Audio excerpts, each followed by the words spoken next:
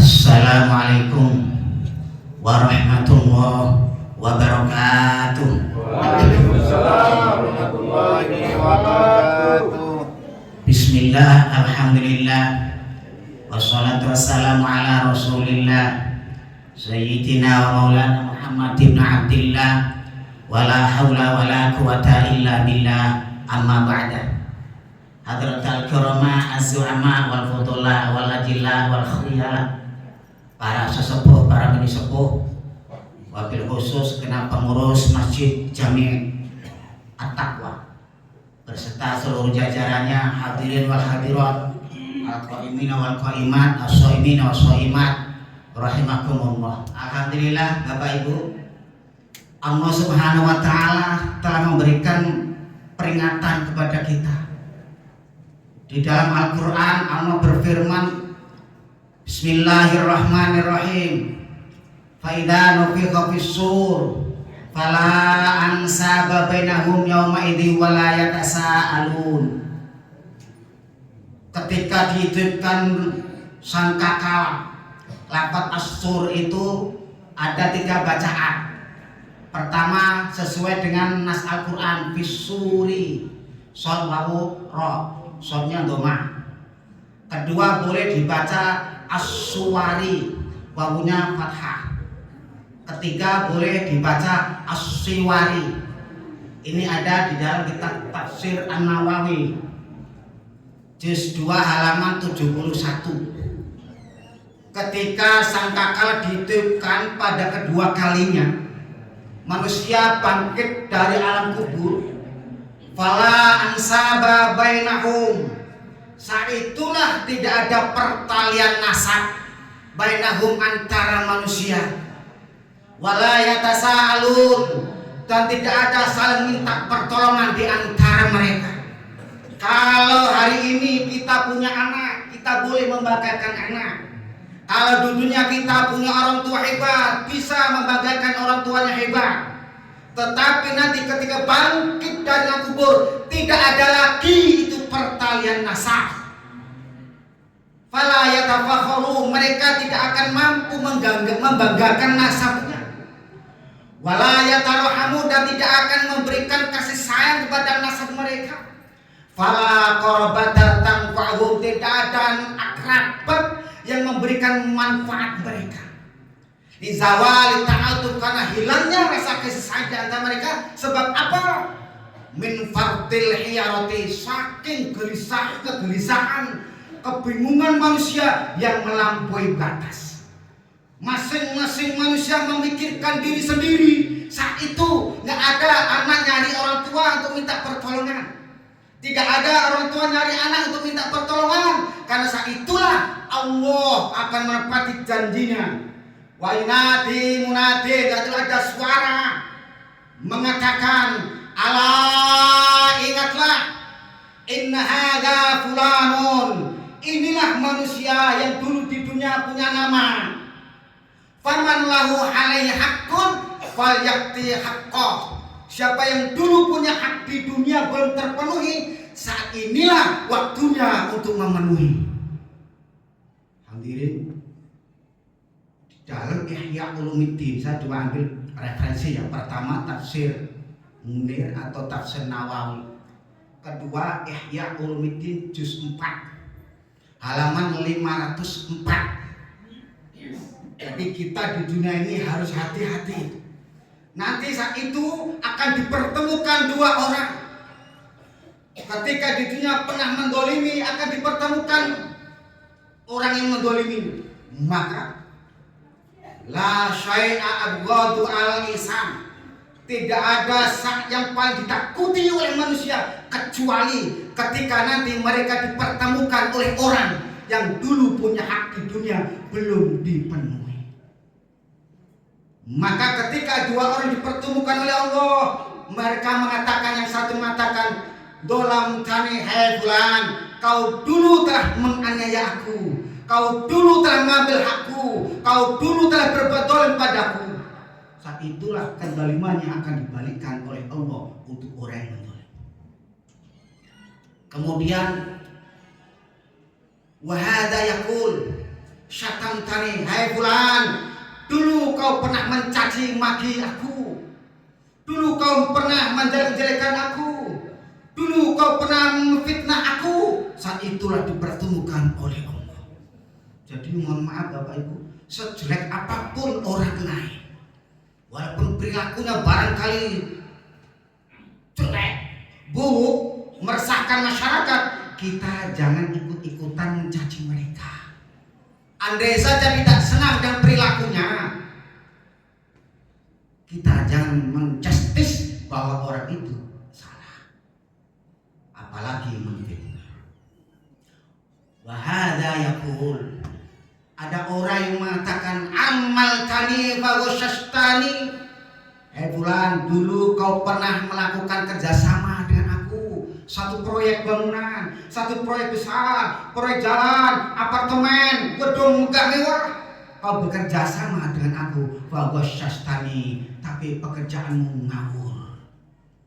Bahkan kau lari, kabur sebelum bayaran karyawanmu dilunasi. Karena ada kan pemborong kabur, debt kolektor kabur. Kalau ketika kita melakukan kerjasama apapun bentuknya, bisnis, perusahaan, semacam-macam, jangan sampai ada satu kesalahan di dunia yang sampai meninggal dunia belum dipenuhi, belum dilunasi. Ada lagi yang mengatakan, jawartuka, hai fulan, kau hidup berdampingan dengan aku, menjadi tetangga aku, fakat asakta bijiwari, tapi kau justru berbuat jelek di dalam perhubungan tetangga kita. Di sono itu ada orang itu bertetangga sekian puluh tahun, sampai sekarang tuh Mas, bermusuhan, tetangga satu pagar. Sono lu sini nggak ada. Orang komplek mah biasanya malah lebih aman. Orang komplek itu lebih aman karena maaf ada individualistik yang melekat. Bahkan komplek lebih tinggi lagi seperti Pondok Indah, tetangga dengan tetangga nggak saling kenal. Itu dari sisi tasawuf aman itu Pak, aman. Tapi kalau di perkampungan itu sampai sekarang itu Mas, fakat asalka, dulu kau bertangga dengan aku, kau selalu bikin resah dengan aku. Maka kan ada kata-kata yang mengatakan tetangga jahat.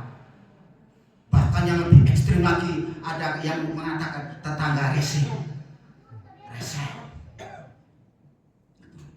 Maka kita berhubungan tetangga, apapun agamanya, apapun sukunya, tetangga kita harus kita muliakan, kita hormati, dan kita jaga hak dan kewajiban. Saya punya tetangga orang India, non-Muslim, itu bertahun-tahun betah. Dulu orang Yaman, di tetangga saya betah. Kalau pulang sana mau datang ke sini, sekarang orang India itu kalau ngomong kan itu tuanya kan kenceng banget. Lima rumah itu kedengeran kalau ngomong, apalagi kalau telepon ngececong.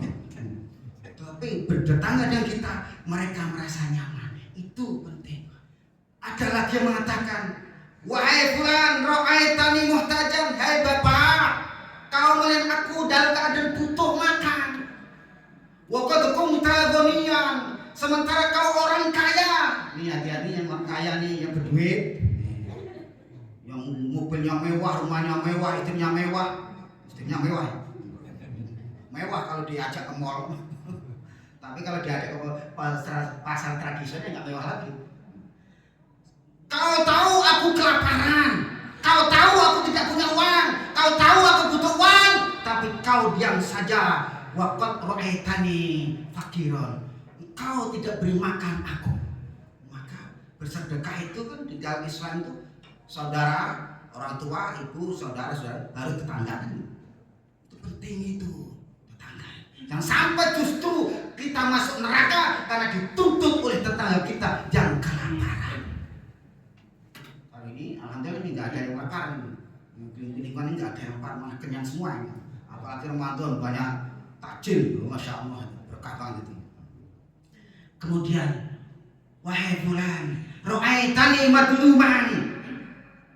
Kau tahu aku didolimi orang. Kau tahu aku difitnah orang. Kau tahu aku dibunuh karakternya oleh orang. Wa qad kunta qadiran 'ala daf'il dzulmi. Sementara kau sebenarnya mampu untuk menghalangi kedoliman itu. Kau mampu menolong aku. Walam ra'aitani. Kau tidak melihat aku apa. Justru kamu diam saja. Jadi kalau ada orang yang ribut, ada orang yang bertengkar, kita lihat dulu situasinya. Apakah pertengkaran itu ada yang salah dan benar? Pasti ada. Tetapi ketika ada yang terdolimi dan tidak punya salah, kita berhak dan wajib untuk membantu orang yang terdolimi. Bapak Ibu yang saya hormati, maka di dunia ini mari jaga, apalagi bulan Ramadan ini, bertetangga, berkeluarga, segala macam ucapan kita, perilaku kita, pekerjaan kita, jangan sampai biasanya kan ada karyawan sama karyawan itu berebut carmuk ya sama atasan itu kan. Carmuk tahu kan carmuk? Nah, ini yang orang kantor paham itu ya. Jadi sikut sana, sikut sini, ya, fitnah sana, fitnah sini untuk mempertahankan jabatan, bahkan untuk menaikkan jabatan sampai tega membunuh temannya sendiri. Itu biasanya terjadi. Tetapi insya Allah jamaah Masjid At-Taqwa tidak ada yang demikian. Andai saja terjadi kesalahan, mintalah ampun kepada Allah, mintalah ampun kepada orang yang pernah tersakiti dan terdolimi. Karena apa? Nanti ketika kita mendolimi orang lain, di akhir nanti dipertanggungjawabkan oleh Allah Subhanahu wa Ta'ala. Kita tidak akan mengelak. Mama ya'mal misqala dzarratin, sekecil apapun perbuatan kita, amal kita, baik dan buruk, akan diperlihatkan oleh Allah Subhanahu wa Ta'ala. Udah kelewat jamnya, itu seandainya kurang berarti memang itu jamnya yang salah. Demikian, kurang lebihnya mohon maaf. Wassalamualaikum warahmatullahi wabarakatuh.